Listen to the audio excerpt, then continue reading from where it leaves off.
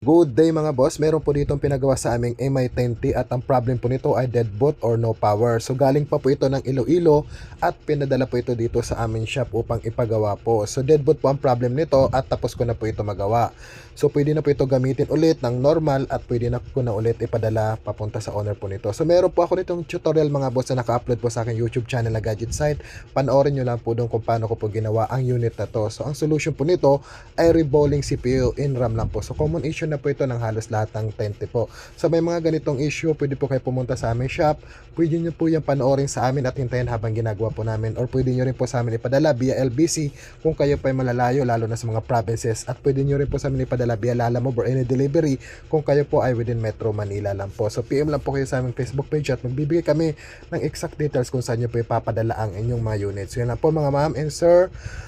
MI-10T deadboot problem repair successfully. Thank you and good day.